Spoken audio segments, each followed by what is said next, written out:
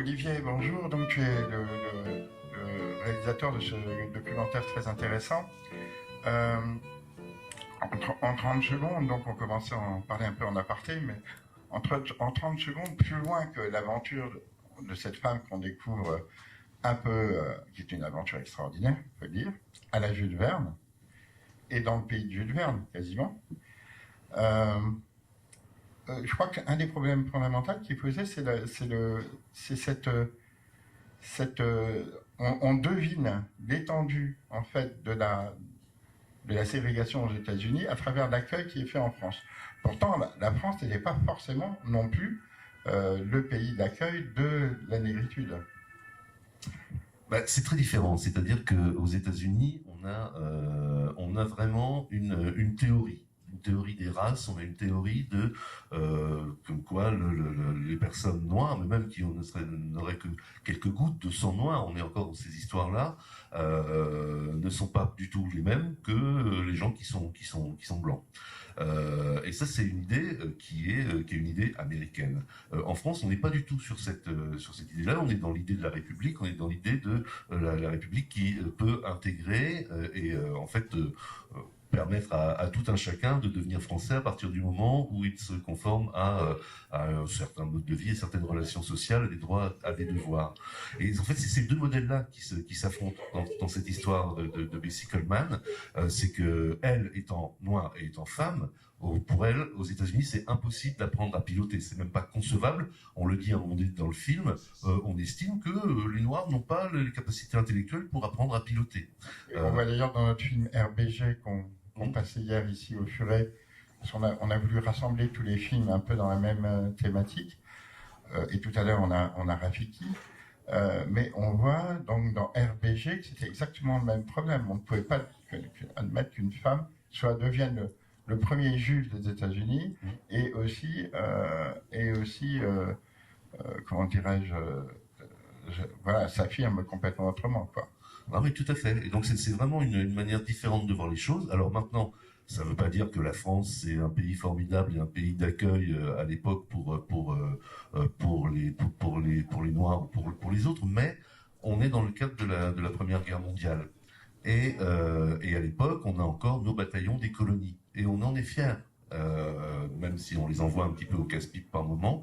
Mais donc du coup, le fait de devoir arriver des soldats noirs américains, finalement, ça n'est pas une grande surprise. Enfin, le fait qu'ils aient une couleur de peau différente, c'est pas une grande surprise. Et puis surtout, on les voit pas vraiment comme des Noirs, mais comme des Américains. Et donc à partir de là, ils sont alors que c'était totalement impensable dans l'armée américaine, hein, où ils étaient là aussi il y a la ségrégation qui était totale. Là dans l'armée française, ce sont des combattants comme les autres et ils vont être en effet mélangés avec des soldats français et se battre sur le front glorieusement pendant l'année et demie, la dernière année de guerre, donc où les États-Unis se sont engagés dans la Première Guerre mondiale.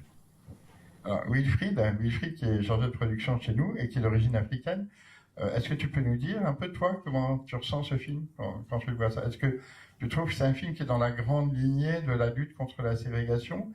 Est-ce que tu ressens encore quel est un peu ton point de vue personnel sur ce film? Je suis d'origine béninoise, africaine. Ça devient un peu générique.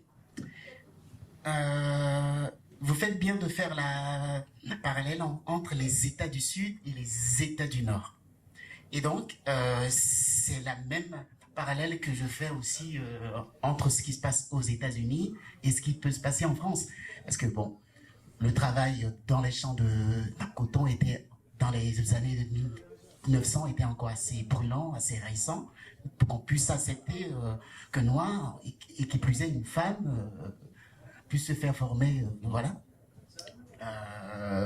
Donc bon, la France a ce mérite d'avoir accepté cela, mais bon, ça s'explique qu'à l'époque, bon, c'était pas... Bon, vous parliez aussi tout à l'heure de théorie, il y en a eu aussi en France, il y a eu le Code noir, voilà. Peut-être pas vulgarisé au même titre que ça peut l'être aux États-Unis. Donc, bon, je pense que le mérite que la France a, c'est d'avoir accepté, mais ce mérite, elle s'explique par le fait que l'histoire, enfin, comment dire, la douleur et le ressenti de tout un chacun n'étaient pas la même chose. Voilà. Alors, il y a une autre chose qui m'intéresse dans le film, c'est que c'est au Tréport. Pourquoi le Tréport? Alors, je me suis posé la question parce qu'en fait, en Bretagne, il y a déjà une très très grande tradition de l'accueil des personnes de couleur noire à travers les femmes qui étaient ramenées des îles par les marins. Et il se trouve que bon, même si c'est le Tréport, c'est pas le Crotoy. Le Crotoy. Ah, c'est le Crotoy. Mais ça n'empêche, c'est toujours la côte. Et les marins, les villes de marins, ne sont pas frileuses par rapport, en général, à l'immigration. Parce qu'eux-mêmes, les marins, ils sont allés découvrir des choses. C'est l'expérience de la Bretagne, qui est une ville où il y a un pays là où il y a le plus d'Africains, justement. Est-ce que tu crois qu'il y a un lien par rapport à ça? Je pense que parce que bon, le Crotoy c'est un petit port de pêche, hein, donc c'est pas de là donc partent des gens qui font des voyages de long cours et tout ça. On va plutôt aller du côté de Boulogne ou alors du Havre pour avoir ce type de rapport au voyage et tout ça. Mais je pense que l'école d'aviation des frères Caudron était vraiment importante en ce sens où elle attirait des gens du monde entier. C'est-à-dire que Bessie Coleman, c'était la première femme noire, mais ensuite il y a eu d'autres femmes noires ou garçons noirs qui sont venus apprendre. Mais il y avait des Asiatiques, il y avait des Orientaux, c'était une des meilleures écoles du monde. Donc il y avait énormément de gens qui venaient. La différence avec Bessie, c'est que souvent c'était des fils de bonne famille qui réussissent, qui venaient, parce que ça coûtait relativement cher. Elle a vraiment fait ses économies, elle a réussi à trouver ses mécènes qui l'ont aidé pour faire ça, quoi. Donc il y a il y a aussi il y a aussi une conquête sociale par rapport à ça qui est intéressant, je trouve, et qui montre un petit peu le tempérament de cette jeune femme qui est formidable, quoi. Avoir un tel courage et une telle détermination, c'est assez rare. Oui, parce que l'aviateur était aussi un marginal à l'époque, déjà par définition, au niveau des militaires. Ce n'était pas forcément l'arme qui brillait.